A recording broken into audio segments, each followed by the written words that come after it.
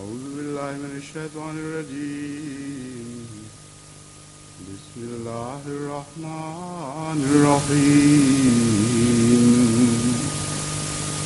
قل يا أهل الكتاب تعالوا إلى كلمة سواء بيننا وبينكم ألا نعبد إلا الله ولا نشرك به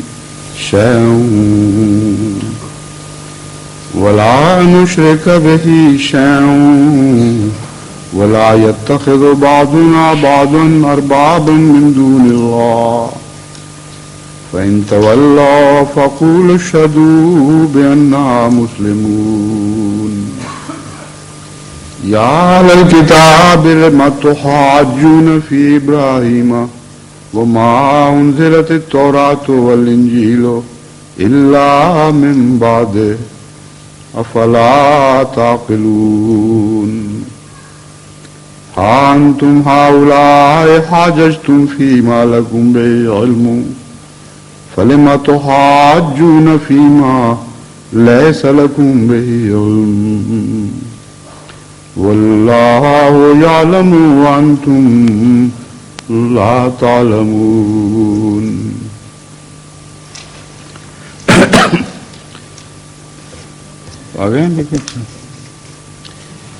Yesterday we were discussing the verse which I have recited today again, that is قُلْ يَا أَهْلَ الْكِتَابِ تَعَالَوْا إِلَىٰ كَلِمَةٍ سَوَاءٍ بَيْنَنَا وَبَيْنَكُمْ. In this verse, as I pointed out, the fundamental principle of commonality is being discussed in the first place. That wherever you agree with each other, you must cooperate with that in that area of agreement. And the area of agreement which has been pointed out is the belief in the unity of God. Now, it appears that the concept of unity of God in Islam, in Judaism, in Christianity is perhaps the same. That is why the Holy Quran is pointing out to these fundamental agreed principles and it invites their cooperation in this. But this is not so. What the Holy Quran is pointing out is this, that you also claim, both the Jews and the Christians, that God is one.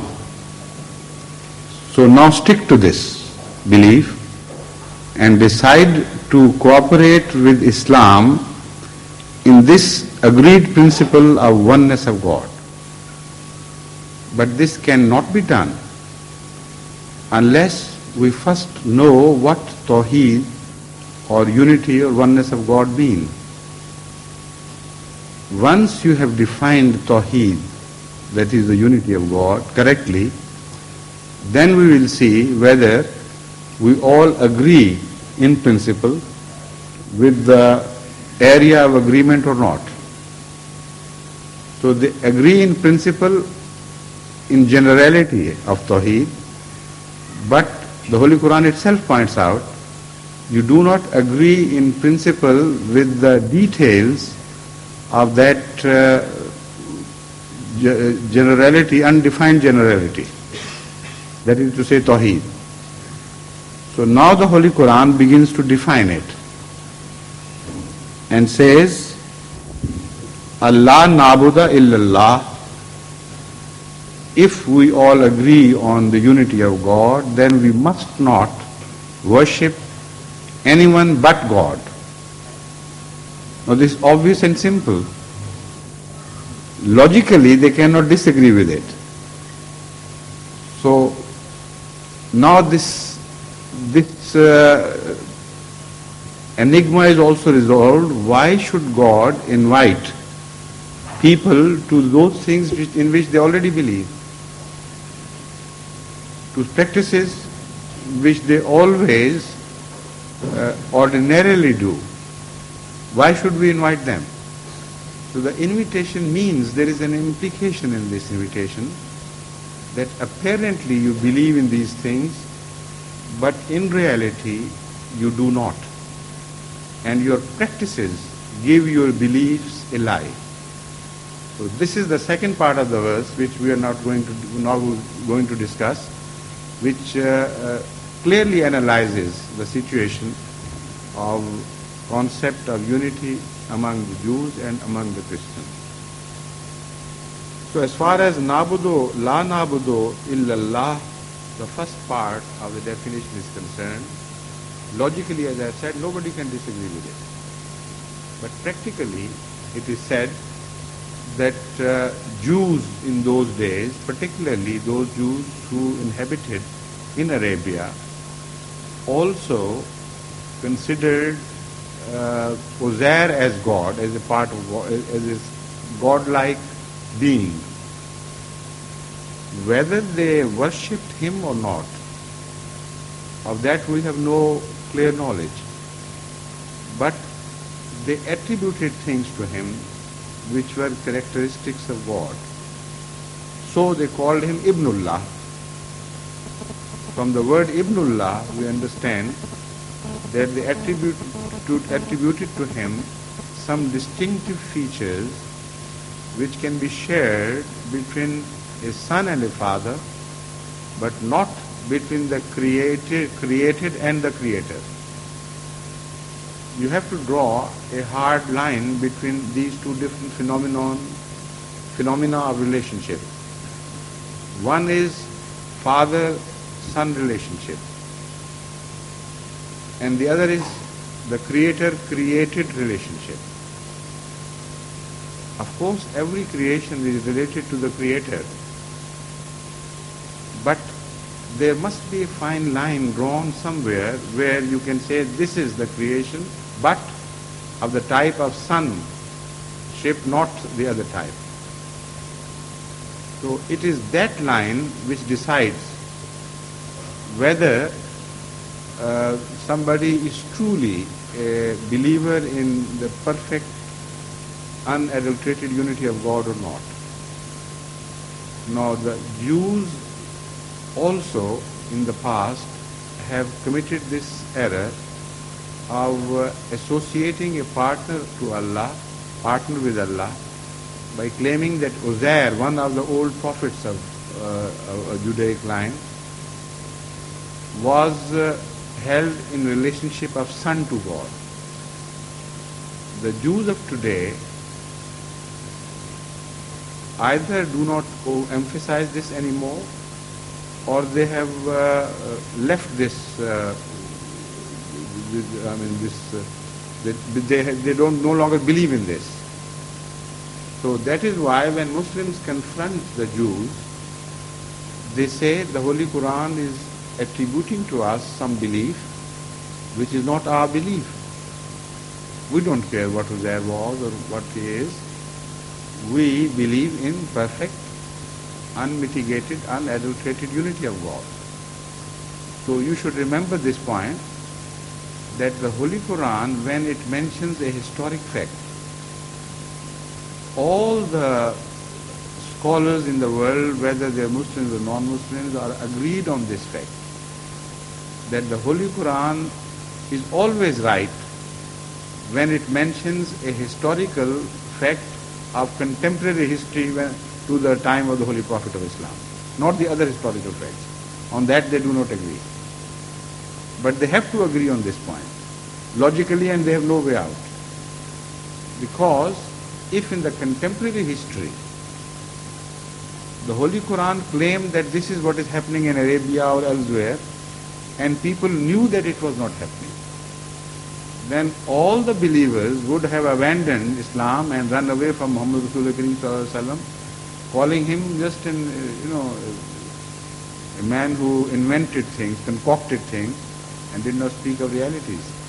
So that is why the Muslims, of course, but even the Jews and Christians have to agree that whenever a contemporary event is mentioned or a claim is made that this is what people believe, it has to be true.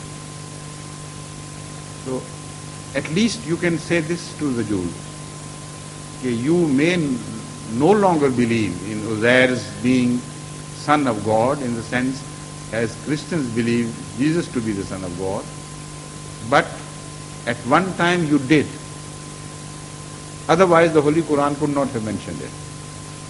Or you should have raised objections against the Holy Quran much earlier, not today, as concocting and fabricating things against you, which you never did. So that shows that at least a part of the Jews in those days did believe in the son-father relationship of Uzair to God. As far as the Christians are concerned, we know. But let me start, I think I have gone a step ahead. Let me start according to the order of the Holy Quran in which the unity is being defined. As far as the sonship is concerned, I have just mentioned, though the Jews did believe that Uzair was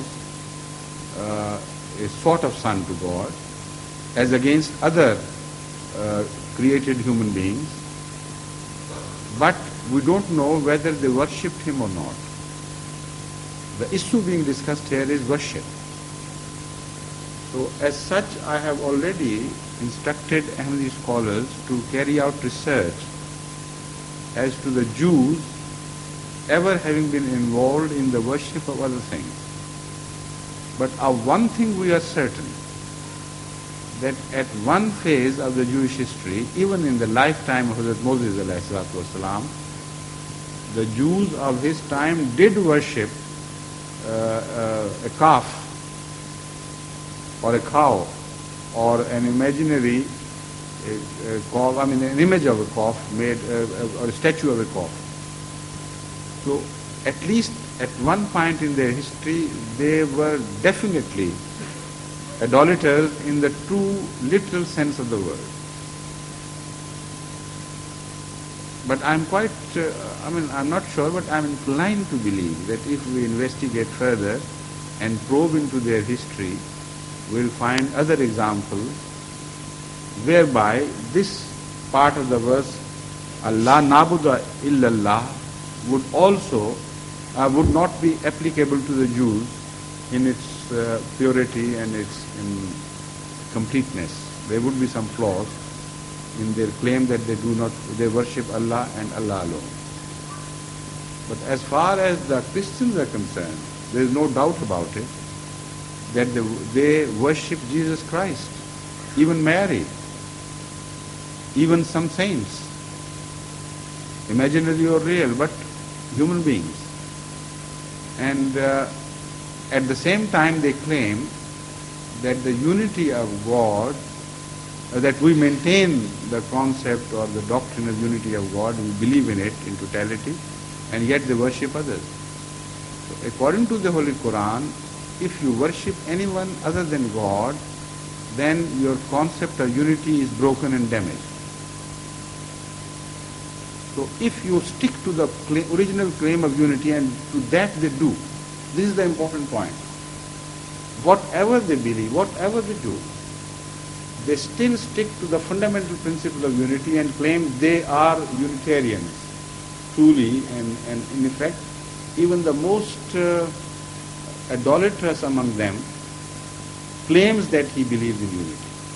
God is one. Although God shares his oneness with others, but somehow they ultimately maintain they believe in one God. So this is the way of the Holy Quran of bringing to them their falsehood, their contradictions in belief and in practices. And when it invites them to the common point of belief, of course the belief, that point is common. But the Holy Quran does not indulge in an unnecessary exercise. Nobody can say, when they already believed in unity and you claim they believe in unity, why should you invite them to it? No, this is the question I am addressing now. The Holy Quran says, yes, you say you believe in unity. So we have a right to invite to you and point out that you should be sincere about it. You should be honest about it. There should be no contradiction between your doctrines and your practices. But by worshipping people other than God, you deviate from this fundamental principle of unity. Now the proof that this should have been the concept of unity, no worship other than that of God, can be had from the New Testament. And the Holy Quran has pointed it out in a manner that it cannot be debated by anyone. Because they may take this position against this argument that we don't agree that this is the true concept of unity, not to worship anyone. Because to worship Son of God is to worship God. That is a position which can be taken by those who just worship Jesus Christ apart from Allah and nobody else, that we don't agree with your definition. But the Holy Quran has pointed out that if this was not a true definition, that except God nobody else should be worshipped, why did Jesus Christ instruct you throughout his life to worship God the Father alone and never him himself? Now this is something which puts them in a very difficult position, indefensible position in fact. Once in Norway I was introduced to I don't remember his title, whether he was a bishop or something, but a priest, let's say, who had a long experience of preaching in Zimbabwe. And he took pride of this, and particularly, mentioned it with emphasis, that he has come across many Muslims and others, and he is a very experienced preacher of Christianity. So instead of opening a debate with him on things in which I know they always try to defend their position, whether it is defensible or not, but they do. I said, you are a very experienced preacher of Christianity, would you kindly throw light on this subject? That from where do you get the authority of worshipping Jesus Christ? He said, well, this is the official church position ever since. I said, but show me one line, one utterance of Jesus Christ, where he said, worship me, and I'll immediately give him to you. And he was nonplussed, completely nonplussed. He kept searching right and left and tried to find out a few things, which of course were wrong. I mean, there was no mention of Jesus Christ ever having said that worship me. I said, even when Satan was trying him, and he wanted him to be, have you got this, where is it? This reference? You see, Satan tried him and asked him to worship him instead of God. Even at that time, he did not mention to him that it is he himself, the God, who is to be worshipped. आप उर्दू में आए हैं फिर इब्लीस उसे एक बहुत ऊंचे पहाड़ पर ले गया और दुनिया की सब सल्तनतें और उनकी शान शौकत उसे दिखाई और उससे कहा, अगर तू झुककर मुझे सजदा करे तो ये सब कुछ तुझे दे दूंगा। यीशु ने उससे कहा, ऐ शैतान दूर हो, क्योंकि लिखा है कि तू खुदावंद अपने खुदा को सजदा कर और सिर्फ उसी की इबादत कर। तब इब्लीस उसके पास से चला गया। What more positive and evident and absolutely, the strongest possible proof can you think of than this, that the Holy Quran was right when it said, Jesus never said to anyone, worship me or my mother. But he always said to them, worship the God, the only God who is in the heaven. So this was the time when he could have just mentioned that, oh fool, I am God, worship me, bow before me. And he said, no, I won't bow, I will not bow before you, I will bow before the one God. who is alone worthy of worship and worthy of prostration, to whom we should prostrate, otherwise nobody else is right. So that is how the Holy Quran turns from one way of argumentation to another way of argumentation. Having exhausted one line, it turns to another line. And this time, the Holy Quran begins with agreements and then gradually brings to light the disagreements born out of that fundamental agreement. So it does not give them right to slip away as if they have been fixed on anvil. So this is the final in argumentation from the point of view of Islam. And this is what you should always emphasize, because this is a very important point to be taken note of. When all other methods of convincing them of the truth of Islam and of pointing to them their follies had ended in a failure because of their fault, not because they were not presented well to them, then this is the last way in which the Holy Quran wants to drive truth home to them. It says, come on, let's agree on principles first, so that we get stuck to it. Nobody can run away from it. And the one agreed principle on which you can never say no is the principle of unity. And now we will demonstrate to you that we have the right to invite you to unity. You have no right to invite us to unity, because your concept of unity is all destroyed and broken and damaged. So the first thing is, Allah na'budu illallah. If you believe in unity, there should be no concept of worship of anyone but God.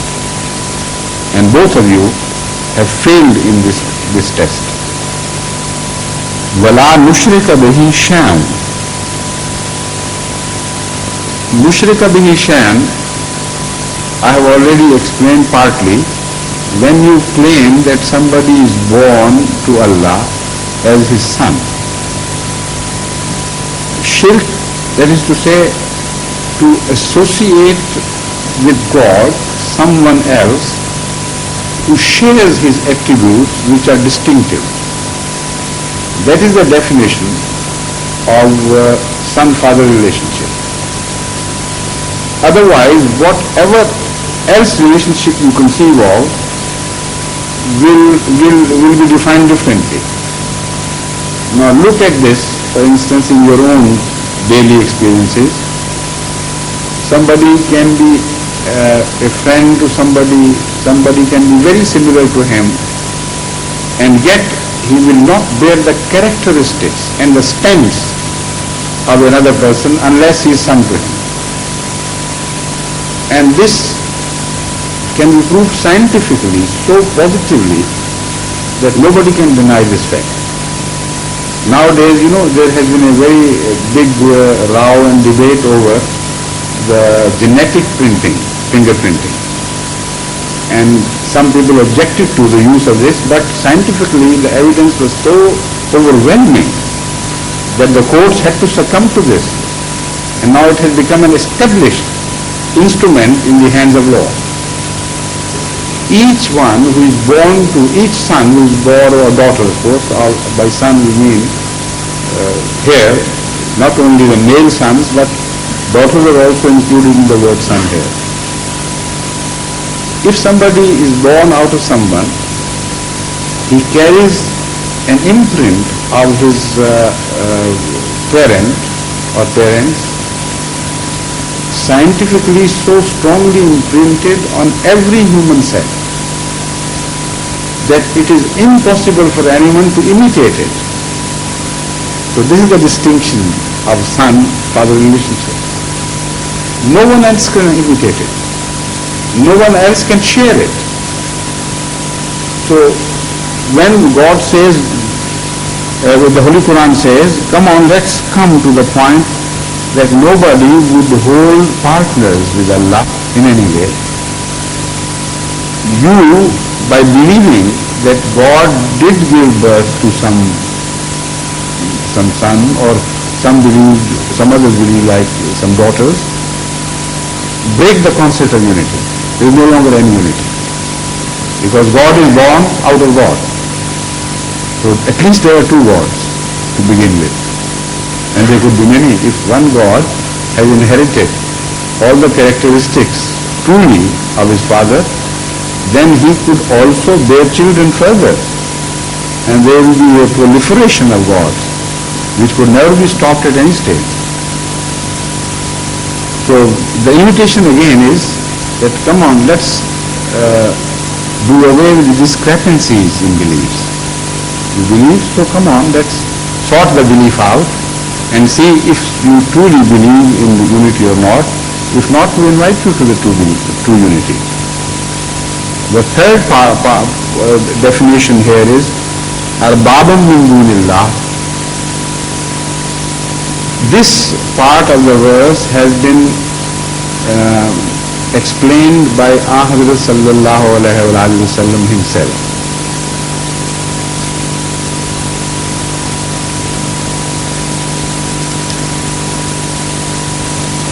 I'll quote from the tradition which explains this part.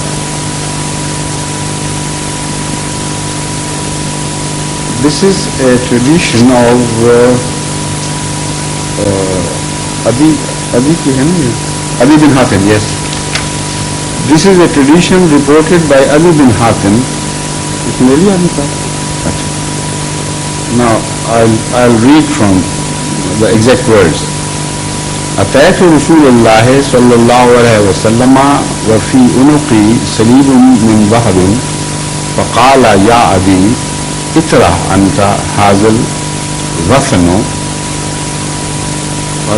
وسمعته يقرأ في سورة براء اتخذوا أحبارهم ورهبانهم أربابا من دون الله فقلت له يا رسول الله لم يكونوا يعبدونهم فقال أليس يحرمون ما أحل الله ويحرمونه ويحلون ما حرم الله فيستحلونه فقلت بلى وسأل حذيفة رضي الله تعالى عنه عن الآية فأجابه بمثل ذلك. This is the second part which is in exposition of this part of the verse.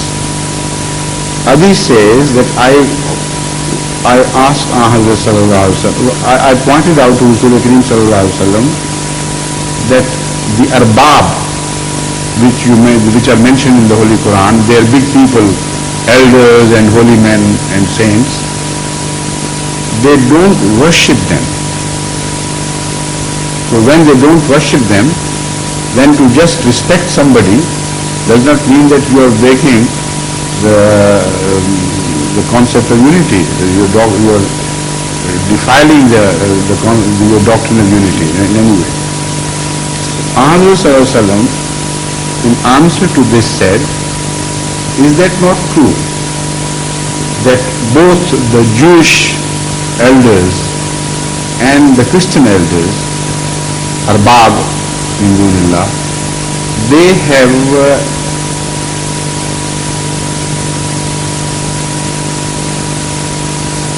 let me say, they have yuhilluna, how will you translate yuhilluna? Sanctioned the use of those things which were forbidden by God, and also have forbidden certain things which were sanctioned by God. So although you believe in them as great scholars and great saints, but practically you have given them the authority to override the injunctions of your book in which you yourself believe. Now this is something where they are completely caught and they can never wriggle out of this position. And you can positively quote instances where the Torah has not permitted a thing, and according to the Jew it is permissible, where Torah has not forbidden a thing, and according to the Jews it becomes forbidden. So they rely more on Talmud. Talmud is the work of their great scholars of generations, which have been issuing edicts on the teachings of Torah. Even if they contradict the real actual teachings of Torah, the tendency among Jews grew more and more and stronger that their scholars should be followed, even if they have deviated from the teachings of the Torah as it is visible and known to everybody. The same thing happened with the Christians. For instance, they eat pig, the flesh of swine in every form, while it is totally forbidden in the Old Testament, in the scriptures. And it has never been made permissible by Jesus Christ himself either. So it is neither permitted to be eaten in Old Testament nor permitted to be eaten in the New Testament. But when you further investigate why they do it, they say their elders of the first generation have started eating it, so they also eat it. So they follow them. Now these are the rights of God. This is the point which the Holy Quran is making. To forbid anyone to do something, from doing something, or to instruct someone to do something. This is the right of God in the realm of religion. Nobody else has a right to forbid anyone to do or orders anyone to do something. And as such you attribute powers of God to human beings. Now this is a very unfortunate trend we find in history of all religions. Even in Islam today, this is the unfortunate trend. What we call as medievalists, they are the scholars of today who base their edicts not directly on the Holy Quran or the traditions of Muhammad sallallahu alaihi wasallam, but on what some great scholars of the Middle Ages have told them to do. They say they take their authority back to the middle period of Islam and they don't bother to go beyond. This was witnessed repeatedly during our debate with them. By our debate, I mean the debate between some Ahmadis who had gone to the Sharia court in Pakistan in recent history and the opponents of Ahmadiyya. They quoted Ibn Qayyim or Ghazali or Razi or anyone else and stopped at that. And when Ahmadi scholars tried to argue that whatever the opinion they might have had, that opinion is not authenticated by the teachings of the Holy Quran directly, and their understanding was wrong. Their point of view was always rejected emphatically. Who are you to say that Ibn Qayyim or somebody else could not understand the Holy Quran properly? So they find this excuse that people in some age had perfect understanding of the books. So even if today it appears to you that their understanding was imperfect or defective in some way, and even if you know that it to all common sense, according to all common sense and logic, it should be rejected because it sometimes contradicts the original teaching of the scriptures. Still, they continue to believe in the scholars rather than the scriptures themselves. This happens to every people, and to this the Holy Quran is pointing out that this is also a type of shirk. So we find in the history of Hazrat Imam Abu Hanifa and other earlier great scholars who were very pious and God-fearing, when they were confronted with this issue, they gave this very clear-cut decision, Imam Abu Hanifa himself, that if you find any of my edict against the Holy Quran, reject my edict and accept what you understand of the Holy Quran. He never said, who are you to challenge my authority of understanding and presenting the Holy Quran. Never said that. He said, it is up to you. If everyone, any man, any Muslim considers, according to his own, of course, knowledge and understanding and power of reasoning, that some scholar has said something which is against the Holy Quran, then he should follow the Holy Quran. This is the only safe route. Again he was confronted with this question, all right, we'll prefer the Holy Quran, but suppose somebody believes that we have gone against a tradition of the Holy Prophet sallallahu alaihi wasallam. He said, then follow the tradition of the Holy Prophet sallallahu alaihi wasallam and leave me alone, as if I have not said anything. This is the true belief in unity. The rest is all just hocus pocus.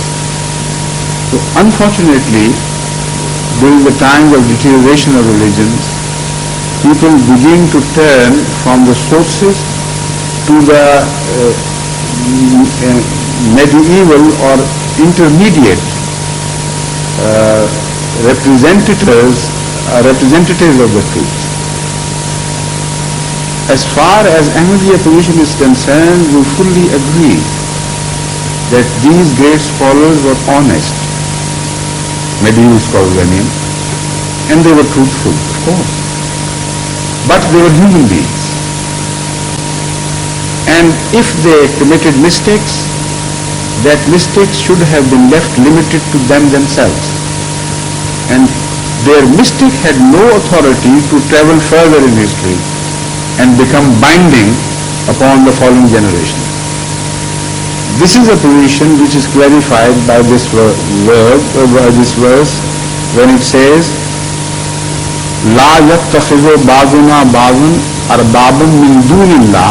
The word dunillah is the key to understand this. To hold arbab is all right. The great people, holy people, all right, follow them. But whenever they begin to contradict your understanding of the scriptures, leave them alone. Don't go a step further along with that. فَإِن تَوَلَّوْا فَقُولُوا اشْهَدُوا بِأَنَّا مُسْلِمُونَ. After understanding this message, if they still turn their backs to you and say, no, we are not going to change, then the Holy Quran says, فَقُولُوا اشْهَدُوا بِأَنَّا مُسْلِمُونَ. We should say to them, now bear witness that we are Muslims. The question is raised, why should they bear witness that we are Muslims? The answer is that here, it does not mean that verbally you bear witness. It means that by turning away from this most logical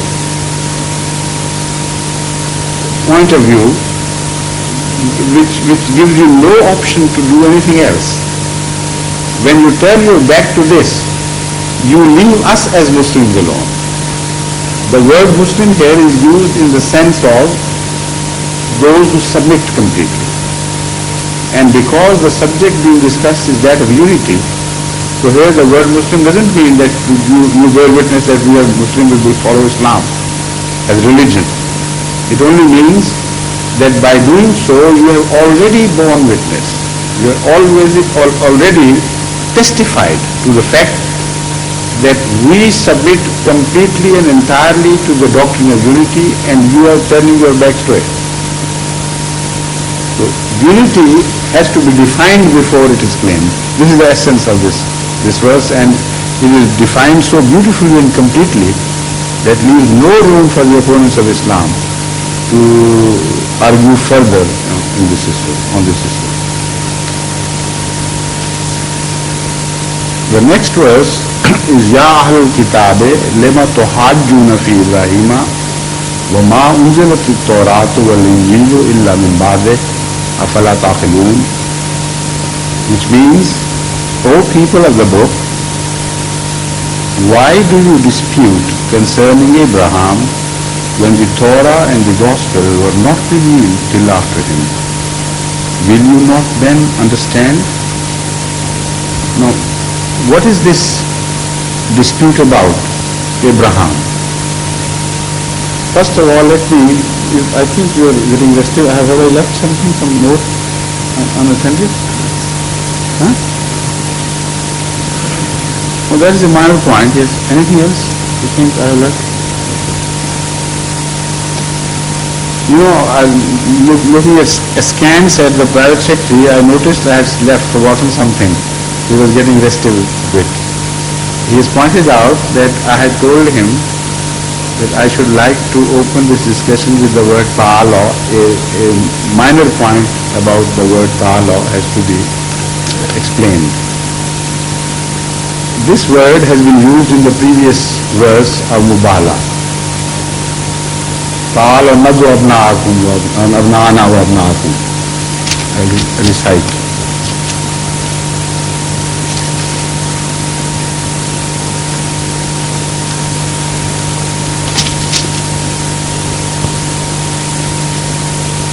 قل تعالوا ندعو أبناءنا وأبناءكم ونساءنا ونساءكم. Here the non-Ahmadis insist that the word ta'ala means come physically, walk to a point, in place, in space, where we get together to hold this mubahala, this spiritual bow to each other. And unless you share one common place, the application, the word ta'ala will not apply to that situation which you call mubahala. So it is a dictate of the word ta'ala. It is a message of the word ta'ala that the opposition to whom you invite for mubahala, they should also come to a place where you have gathered, and both the parties must be present in one place at one time. So the word ta'ala does not have that implication alone. It has many implications. According to the Arabic grammar, the word ta'ala can also be used just to draw one's attention. Like in English you say, come, let's do this. While you are sitting there and nobody has to move from one place to the other. So the word ta'ala has to be understood. According to the Arabic dictionary, the word ta'ala originally meant to invite someone to a height, because ula means height. So if you speak to someone standing below you physically, and you tell him to come up, this is the true meaning or original meaning or literal meaning, let's say, of the word ta'ala. But gradually it lost that meaning and it was used just to invite someone, whether physically or spiritually or mentally. It's all the same. It does not always imply that somebody is being called to come and make his physical presence at the place where you are inviting him. So this second verse also clarifies this issue. Here again the word ta'ala is used, and here the Holy Quran says, ta'ala ila kalimatin sawain bainana wa bainakum. The same word is used with reference to a kalima. Kalima is not a place, is not a space. It is a spaceless thing. So ta'ala ila kalimata means to a common point of agreement,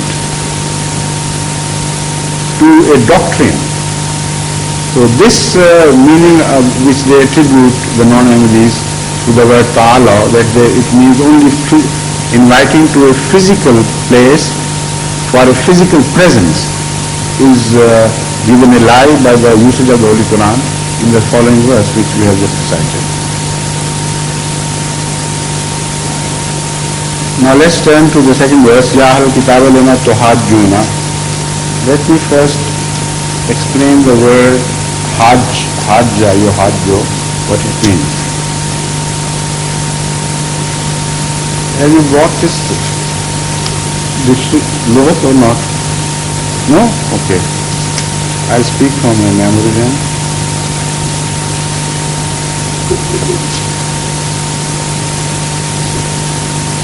Hujja, the word hujja means argument, reasoning. And this word has been used in various forms of inflections in the Holy Quran. But when it acquires the form or inflection of hajja, it is, except for one place, it is used in negative terms by way of reflection. So the word hajja would mean not only to argue, but to argue mulishly, in a way where the way you do wrangling. You are bent upon disagreeing with somebody, and also you are emotionally involved, and you say, no, I'm right and you're wrong. When this obstinacy infiltrates your arguments, then the word used is hajja, except for one place where it is said that there no reflection is involved, is where it is said that Hazrat Ibrahim alayhi salatu wasalam hajja rabbahu, he also argued with his Lord. Although the reflection of obstinacy is not contained in that reference, but still something of this difference can be noticed, of course. Why should God have used the word hajja, which is generally used to discourage a type of argument? The reason is that Hazrat Ibrahim alayhi salatu wasalam, although he did it in good way, for the sake of begging Allah's mercy for some people who had committed crimes and whom Allah had decided to punish, but he did not mean, despite the fact that he did not mean just to be obstinate, he was persistent in begging, but there was no weight in his arguments. So the word hajja there indicates that if there were any weight in his argument, God would have listened to him. He did not. But despite the fact that there was no weight in his argument, he kept on begging. So in begging sometimes there is no weight in your arguments. Begging is begging. So if you insist in begging but also give it a color of reasoning, then you indulge in hajja, and the act of hajjing, what would be the infinitive of hajja? Muhajjatun or muhajjatun would be the infinitive, yes. That would be the act of muhajja, to argue obstinately without there being a real weight in your arguments. So here is the word hajja with the same reflection against it. It says, Ya ahlul kitabi lima tuhajjuna fi Ibrahima wa ma unzilat at-Tauratu wal Injilu min ba'dihi afala taqilun. Why are you so mulishly and obstinately arguing about Abraham, each claiming that he belonged to you, to your faith, while the plain fact of history tells us that Abraham appeared much before Torah was revealed. So also he appeared before Injil was revealed. So this is a very stupid attitude, to claim that Abraham was a Jew or Abraham was a Christian, while Judaism came to be born much later after the time of Abraham, and Christianity also came to be born much later after the time of Abraham. Now this is a verse which has been discussed, of course, by all the commentators in Islam, but I feel they have failed to grasp the fundamental message of this verse. They, of course, argue the point from some angles. For instance, they say that according to the Holy Quran, Abraham was first, so he could not be either Jew or Christian, of course, understandable. But they say the opponents of Islam could raise this objection to Islam itself and say that why do you call he was a Muslim while he was born even earlier than the time when Islam came to be. So this issue has been discussed, of course, and this has been defended weakly by some and strongly by others, and this is the realm of their discussion and they don't go beyond it. But the issue which is very important, which I think should be brought to the limelight, is this: why did they say that Abraham belonged to them?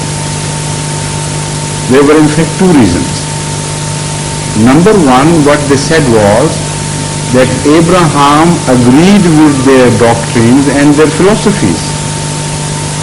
And number two, because they knew, and they both agreed, that only those inherit the blessings promised by God of the future generations with reference to Abraham, who belong to Abraham. So that was the main emphasis, in fact. Why we all claim that Abraham is ours, Abraham is ours? It was because they knew unless they belonged to Abraham, they could not inherit the blessings which had been promised by God to the children of Abraham or the generations emanating from Abraham. So to this they can claim that yes, it is all right, he was before us, but being before us, he could belong to us, we could belong to him.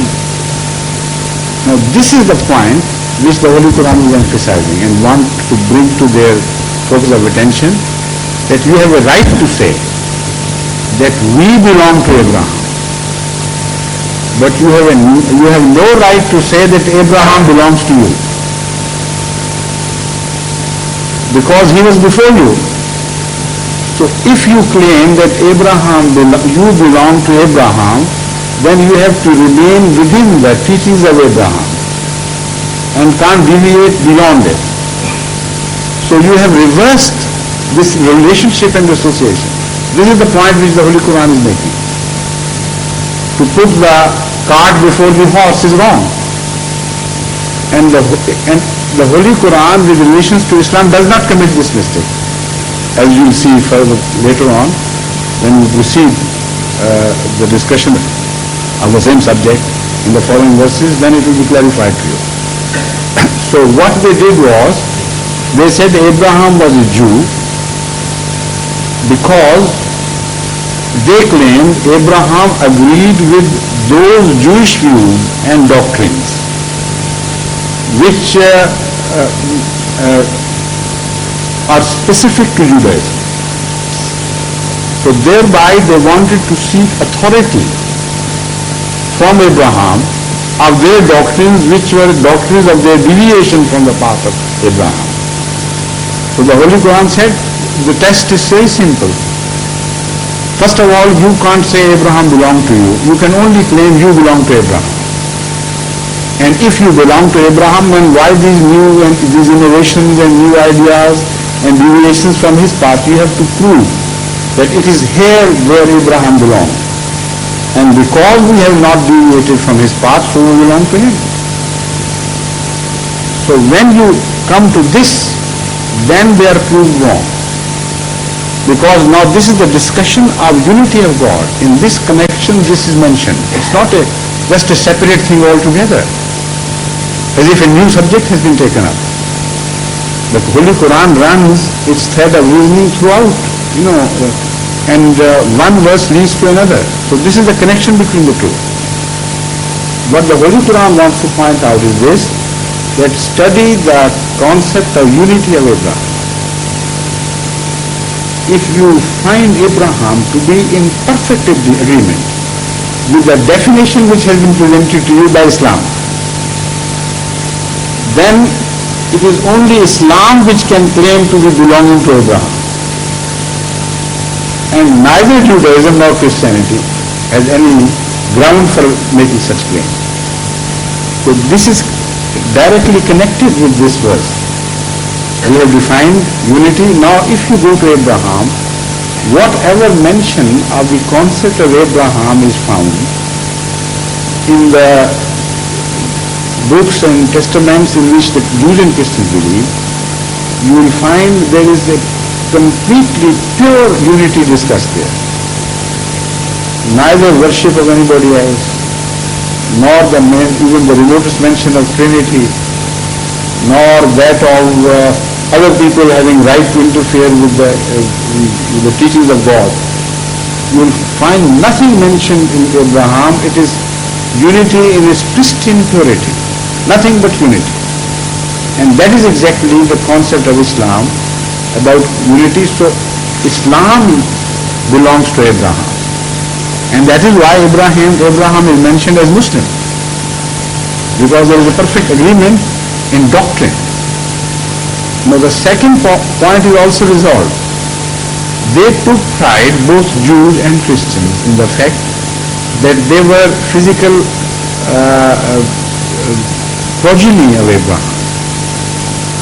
Children by birth, by blood of Abraham.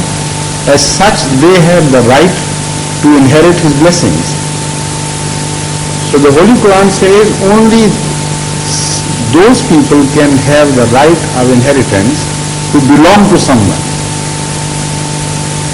And because we have proved the point that you do not belong to him, on the contrary, you claim that he belongs to you, which is wrong, of course. So when you don't belong to him spiritually, how can you inherit his spiritual blessing? So the issue of the right descendant, the lawful descendant, is also resolved in this verse. The debate about Hazrat Hagar being a lawful wife or being a concubine or whatever they call it, she was, is resolved once and forever.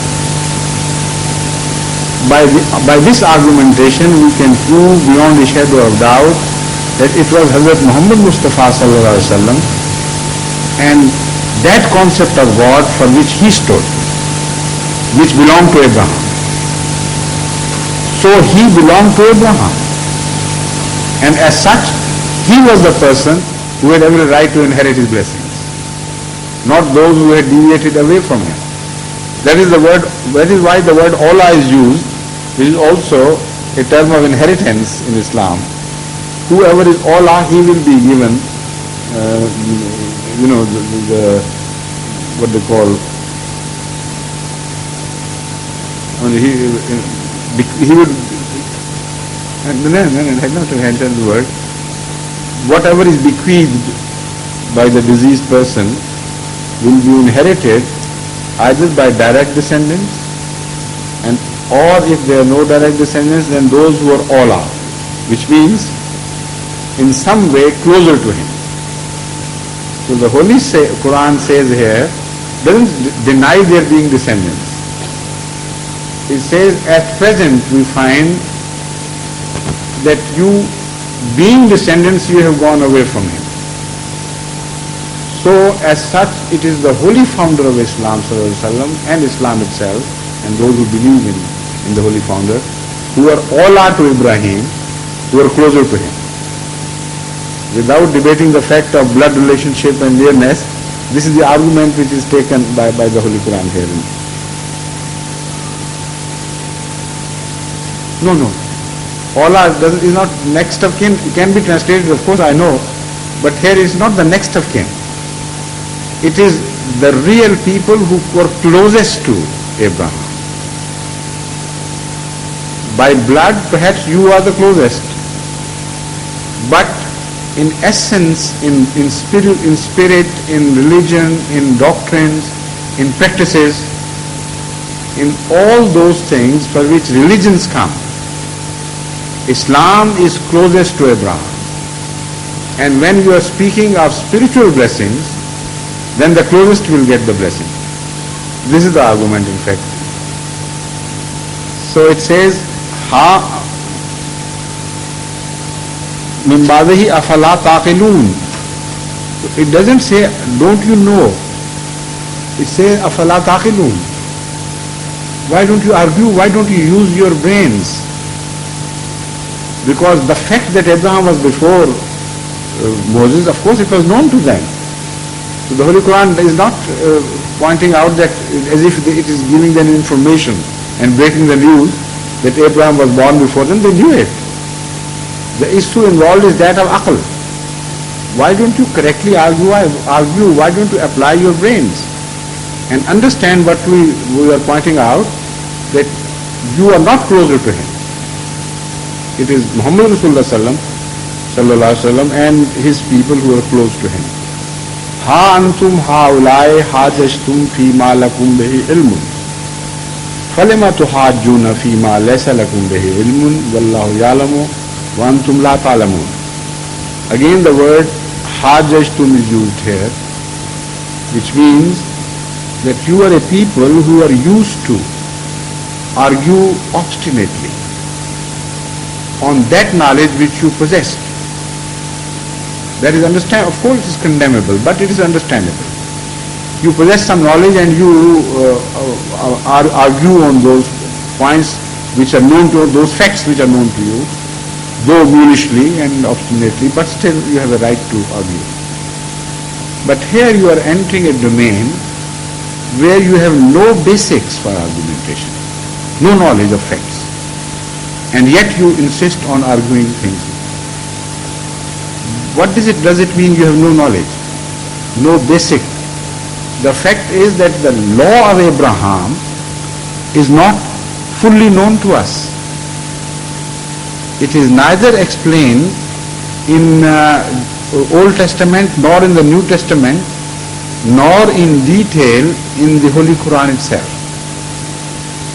The only thing known about Abraham to us through the study of these scriptures is this, that he was a believer in the unity of God and he sacrificed everything for the sake of unity and truth. That is all the Sharia of Abraham known to us through the recorded history of early scriptures and the later scriptures and the Holy Quran. So stick to only that point which you know as knowledge. Don't enter the realm of hearsay. Don't try to build arguments on things which have not been mentioned. You may say that he might have believed, but this is not knowledge. This is just a gesture. This is the meaning of this verse, that of those things which you have some facts available, you have right to argue rightly or wrongly, but some right.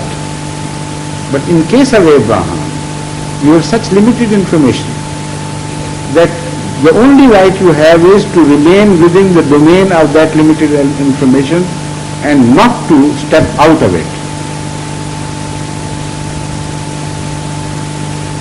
According to that limited information obtained, the next verse explains, Ma kana Ibrahimu Yehudiyyan wala Nasraniya. All that we know for certain is this, that Abraham was neither a Jew nor a Christian. Walakin kana Hanifan Muslima.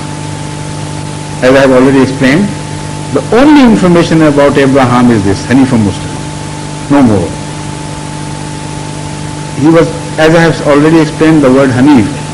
Hanif is the one who is inclined, I have explained. But literally, Hanif means something which is bent. And if the leg is crooked and bent, then you can use the word Hanif about that leg to describe this. For instance, some people's legs are bent at the knee joint in a very special way, either outside or inside. So you call, the Arabs used to refer to this bend bending as the process of Hanif. Such a person's leg would be called Hanif leg. Now why this word is used, which has some connotation of a defect as well?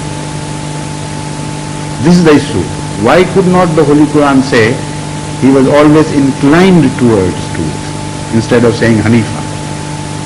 The reason why is that if you are inclined, you can be disinclined.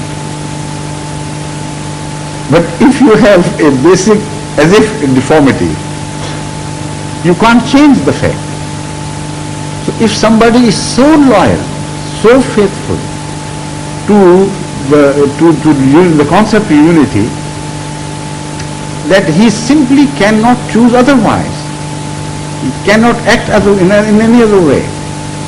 Then such a person is called Hanif, as if he's bent upon it and it's not in his power now to change this inclination.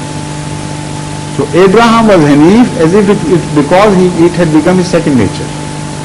Nature cannot be changed. Sometimes we say, if somebody is hard set in some habit, we say it is his second nature. So the word Hanifa indicates exactly that. It had become a second nature with Abraham to always incline towards the unity of God. And he had no option with him now. Whatever may have happened would always be like this. So it says, this is all we found written in your books.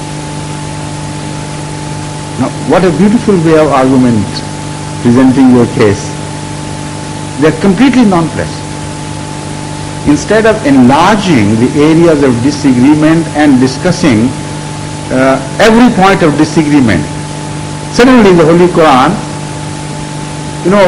narrows the point of discussion to one central point, and remaining close to it, very closely bonded to that central point.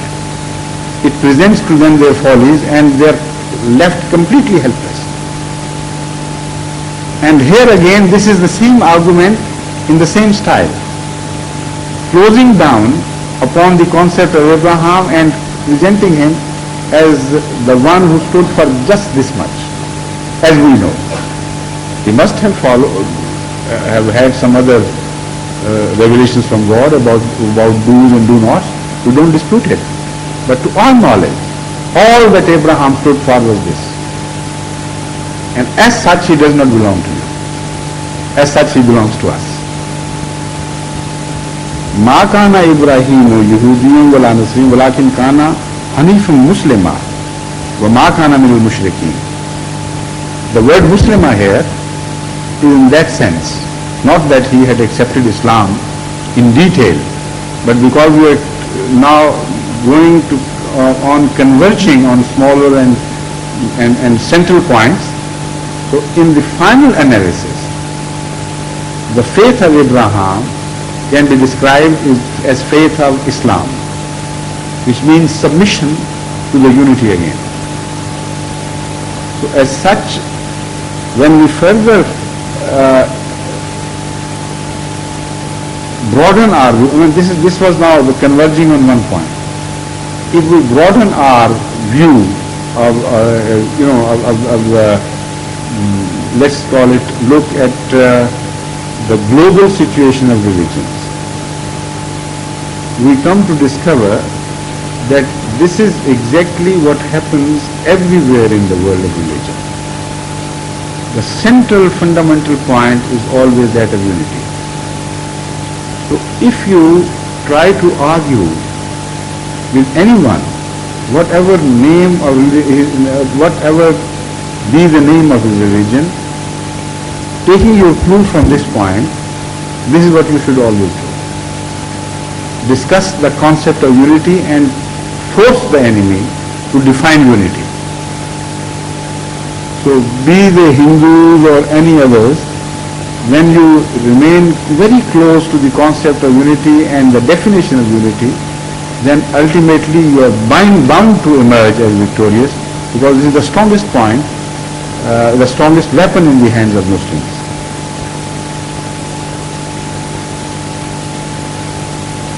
also it is true that the name of every religion is Islam. Because if Islam here as it is used means submission to the doctrine of unity in its purity, then because the Holy Quran elsewhere informs us that every religion had that fundamental, basic principle as around which the whole religious philosophy revolved. So this is the common point of every religion. Every religion has to be Islam. So the concept of the present day mullah that the word Islam is only to be used for those who believe in the Hazrat Muhammad Mustafa sallallahu alaihi wasallam and believe in the brand of Islam which they believe to be Islam is totally false and wrong. It has no foundation. In fact, from the study of this verse and many other verses, we can come to the safe conclusion that whenever religion was revealed anywhere in the world, it was Islam. Nothing but Islam. Islam has been the religion of mankind right from the start of the revelation from God. But Islam went on developing and becoming more and more complete in its message, and it threw out other branches of development. So you see a sort of evolution in Islam, and Islam came to its perfection and ultimate complete beauty at the time of Hazrat Muhammad Mustafa sallallahu alaihi wasallam. Islam it was, of course, but in the fundamental unity, in the fundamental substance of religion. But in detail, it was not Islam. If you call the religion of Rasulullah as Islam. So this is the point of agreement and disagreement we should clearly understand. Every religion is Islam and nothing but Islam. That is why the Holy Quran says that if anything but Islam is presented, it will be rejected. There the meaning is this. What's the verse? فَمَنْ يَبْتَغِ غَيْرَ الْإِسْلَامِ دِينًا فَلَنْ يُقْبَلَ. مَنْ يَبْتَغِ غَيْرَ الْإِسْلَامِ دِينًا, whoever chooses or inclines towards any religion but Islam, it will not be accepted, it will be rejected. So because here Islam stands for submission to the unity of God, but it ends there, the similarity. After that, when you come to the detailed teaching, we see that Islam has been developing with the passage of time to fulfill the requirements of the people of the time when a religion was revealed to them. So every religion is found different in a way, but not deviating in fundamental principles with each other. It grew larger and larger. Of course, a sapling is also the same tree as it is going to be later on, but it's small, it's fragile, it's very, very delicate, and it can be trampled upon by even a child. But when it grows into a huge oak tree, the name would be the same, but the form will not be the same anymore. The size, the cover, and many other things would appear, which would make it so different from the original. So that is the relationship of Islam to all the previous religions. The next, inshallah, next week. But I promised the Prophet Secretary to give you a few minutes for asking any questions if you like. So I think because we are now closing upon 2 o'clock, previously, last year we had decided that we will leave some room for questions as well. Yesterday we forgot, now please. You want to say something?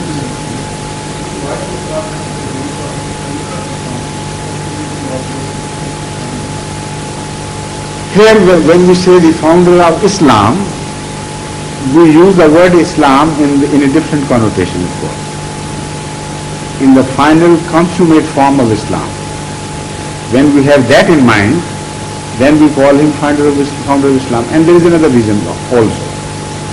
Although essentially all the other religions were Islam, and nothing, according to the study of the according to the claim of the Holy Quran, every religion has to be Islam, nothing but Islam.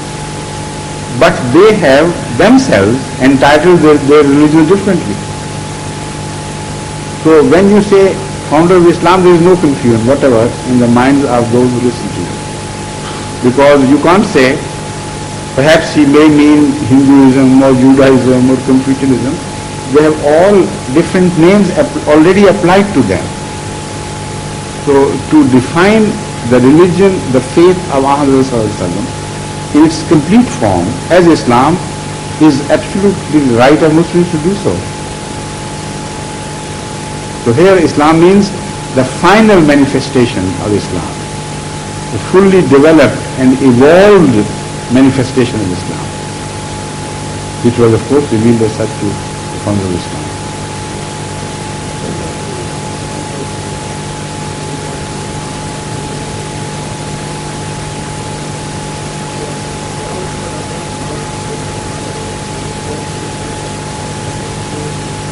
No.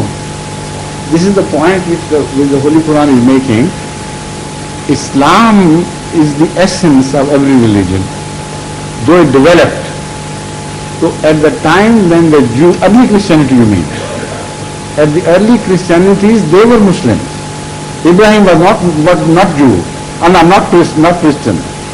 At the early Judaism, they were Muslims or Ibrahimis. Ibrahim was not a Jew. This is the point which the Holy Quran is making. Because as the religions they were revealed, at the sources they were nothing but Islam. So when they deviated from Islam, they also deviated from Abraham. Because he stood for nothing but Islam. See? This is why he is called Muslim. Or even if somebody disagrees with this claim that every religion in essence is Islam, still how can he answer this? That at least Abraham was a Muslim. Why shouldn't he be called the founder of Islam instead of Muhammad? Obviously because Islam developed into a most perfect, complete message from Allah. Fundamentally the core was the same of course, but it developed into a huge thing. And as such, that final religion which is known as Islam was revealed to Hazrat Rasulullah. Any other question? Yes, please.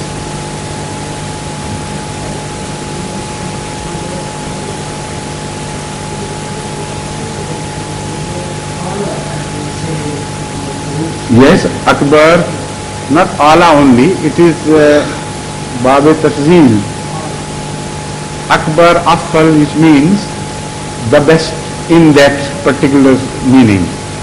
So Kabir means big, Akbar means the biggest. Wali means the one who is related to somebody. Ola is the most closely related. Uluv means height. Ala is the highest. Ali is high, but Ala is the highest. So that is what the word Ola grammatically is.